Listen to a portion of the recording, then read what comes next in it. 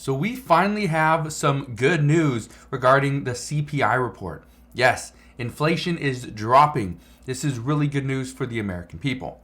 Now, I want to address what the CPI report showed this morning, because even though you may have seen the headline numbers, the year over year we are now seeing at 6.5%. That means we dropped by 0.6% in 1 month. That is really good. We saw month over month negative 0.1%. Again, really good. Even core, which excludes food and energy, this came in at an increase of 0.3%. But I want to address why. There's some really big hidden nuggets in this CPI report, and I'm going to reveal those in today's video. All I ask is if you can take just 2 seconds, go ahead, hit that like button, consider subscribing, and let's begin. Now, the CPI report for December, it just came out, but it came in at expectations. Everybody expected negative 0.1% month over month. We hit that. They expected a 6.5 inflation reading. We hit that. They said core would be at 0.3%. We hit that. All right? That's really good news, because now what we are seeing is falling in line with expectations. That's good. But there is one thing that is a little bit concerning regarding the CPI report that came out this morning. And that is that the index for gasoline was by far the largest contributor to the monthly all items decrease, more than offsetting increases in shelter indexes. Now, the reason why that's concerning is actually pretty simple. Okay, gasoline was the largest contributor, okay, to the monthly all items decrease. The reason why that's a problem is because some are saying that gasoline is going to have some negative, it's going to be a tough year for gasoline. It's going to go up in price. And what we saw last month, we saw a little bit less travel, right? Some people for the holidays, but for the month of December, we saw that big storm that hit a lot of, pretty much the entire United States, and that caused travel to pretty much drop. Well, travel is going to increase. So that's one of the issues. A couple other things that did show increases as well. Food, it was up 0.3% month over month, which is 3.6% year over year, which annualized, but that's higher than the 2% that the Federal Reserve wants it to be at. Food at home rose by 0.2% month over month as well. Now, this report indicates that 3 out of the 6 major grocery store food group indexes increased over the month. Meats, poultry, fish, and eggs increased by 1% month over month. That's 12% annualized. And all those reports of we're seeing egg shortages, eggs are just jumping in price. Well, guess what happened for the month of December? Eggs themselves rose by 11.1% month over month. That's annualized at 133.2%. Yeah, annualized 133.2%. That's crazy. So all those people that are saying that, no, eggs are the same price. No, in most cases, in most places around the United States, eggs are more expensive if you can even find them. Somebody put a joke on Facebook the other day. I just went and bought 3 dozen eggs. And somebody was like, oh, that's the new billionaire. Yeah, that's pretty much what it feels like. I saw somebody post just the other day that eggs at their local grocery store were $14.99 for 1 dozen eggs. $14.99. Now, they didn't say if they bought them or not, but for me personally, if I was to spend $14 on eggs, well, for one, I wouldn't do that. But if I were to do that, I would really be wanting eggs. Eggs would have to be something that I absolutely needed. But here's some good news for food. Fruits and vegetables, they actually decreased by 0.6% month over month. And fresh food alone, this declined by 1.9%. Again, that's pretty good. Dairy-related products decreased by 0.3%.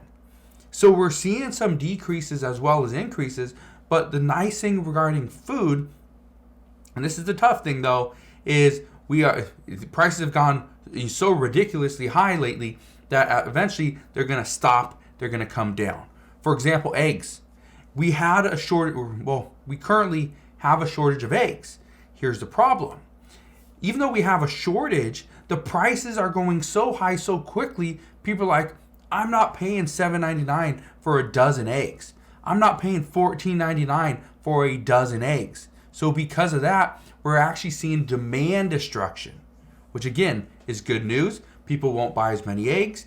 And then we will see this stockpile that we currently have. It will increase. We'll have more supply. Demand is going to drop. And then prices will come down as well. So we got some good news there. But let's talk energy for a second. Energy fell for the month by 4.5%. This is coming down after a 1.6% decline last month. Again, good news. Gasoline declined by 9.4% month over month. And again, I say this is really good news for our CPI reads moving forward because energy is expected to have some tough times in 2023. But if we can even continue along the same path we're on now, we should be okay. Because nobody's expecting us to just get a bunch more oil, right? Nobody's expecting energy to you'll be less volatile than it is now. And so as long as we stay on the same path, we will be just fine. But here's the big one. Here's the big one regarding our CPI readings moving forward. That is shelter. Most people don't know this, but shelter makes about a third of our entire CPI report. It comes in like 32 point some percent. Now, shelter continued to increase this month. Yeah, we saw shelter increase by 0.8% month over month. That's actually really good. Okay, that's actually really good, and I'll explain why. Just last month, we saw an increase of 0.7%. Okay, so we're seeing this 0.7, 0.8% increase, month over month. That's fine. And the reason why that's fine is because everybody expects the housing market and shelter to plummet very soon. Very soon. Again, think about it. Shelter makes up a third of the CPI report. It's weighted as a third.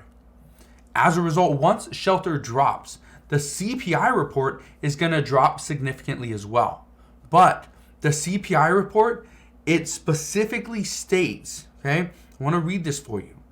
In the CPI report for December, which just came out this morning, it states, and I quote, the shelter index increased 7.5% over the last year, accounting for more than half of the total increase in all items less food and energy. That's big.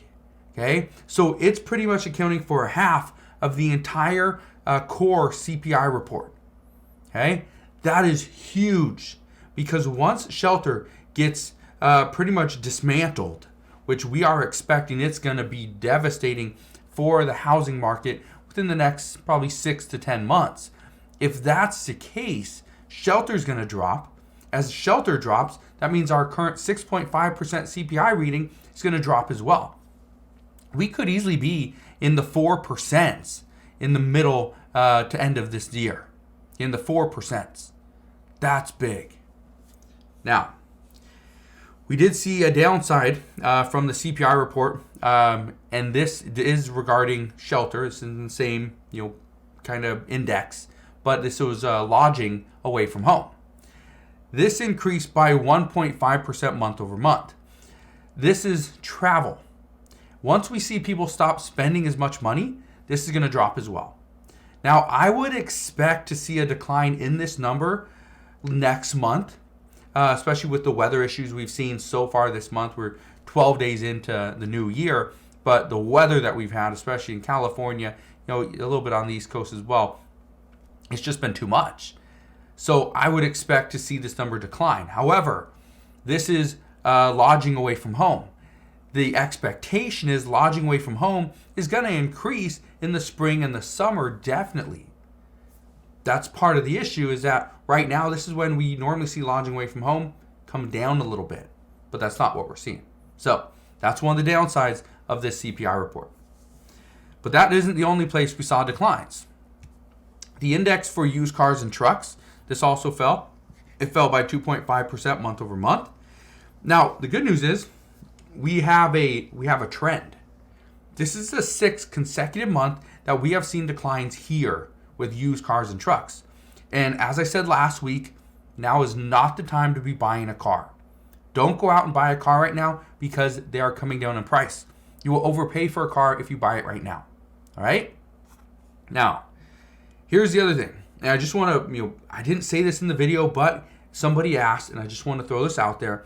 If you're going to go and buy a car, okay, right now, first off, your interest rate is going to be higher, which means your payment's going to be higher, and the car price is still somewhat elevated. If you are trading a car that you have, don't just go buy a new one. If you are trading a car that you currently have that for itself is, priced a little bit higher, okay, it's coming down as well, so is the car that you're going to trade for. If that's the case, then it might make sense. But again, does it make sense based off a higher interest rate? For most people, they say no. All right? So I just want to throw that in there. Here's another decline. Airline fares also declined by 3.1% month over month.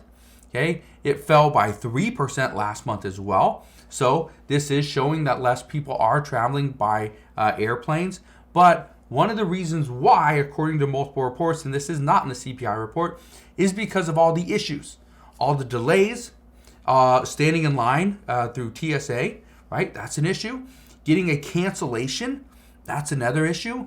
So this is good sign for the CPI report, but it's also a bad sign if you are investing in, let's say, the airlines, right? So we'll see what happens there. Now, what does this mean moving forward? This is a question that I get all the time. Is, okay, we see the CPI reports, we see the inflation was at 7.1, it's now at 6.5. You say that's good news, but why is that good news? Well, here's one of the reasons why this is good news. First off, as this inflation report, the CPI report comes in and says, okay, things are costing less money, that means we're paying less money. That means we have more money to keep in our pockets. The other issue is, and a lot of people have been saying this, is I saw 23 states across the United States received a raise in their minimum wage. That's good news, right? Now that means they're making more than inflation. Here's the thing. Actually, they're not. In many cases, the wage increases that people have seen over the past year, they haven't kept up with inflation, so you're actually making less money, not more. So for all those people that are saying, I'm making more money, yeah, you're making more money, but inflation went up, so you're actually making less money. So that's part of the problem. Now, the other reason why, and the other thing that, the reason why I bring this up is because at this time, as far as what's going on with the Federal Reserve, the market is predicting the Federal Reserve is going to come out and raise interest rates by another 25 basis points in both February and March. Now, they could also come out and they could pause on the rate hikes as well. But let me just give you my guess. Okay, this is my guess based off everything that I've read, this CPI report, okay, all the different reports that have come out. My guess is that we will continue to see at least one more rate hike before a pause. Chances are we're going to see two. And the reasoning behind this is that the Federal Reserve wants to see confirmation that we are trending in the right direction. I've said this. Okay, I've said this before, that as long as the trend is moving in the right direction, the Federal Reserve is going to remain on course. They're not going to deviate. Okay, so at this point, I think we are trending in the right direction, but at least one more month and possibly 2 more months of CPI data would give the Federal Reserve more confidence to make this decision and decide, you know what, let's pause with the rate hikes. Let's wait and see what happens. Let's see if we keep on trending in that direction once the hikes stop. Now, once the hikes stop, that should mean that we are going to shift. Okay? But again, I'll let you know what happens at that point once we get a little bit closer. I still think we're 1, 2, maybe 3 months away. But again, this is really good news.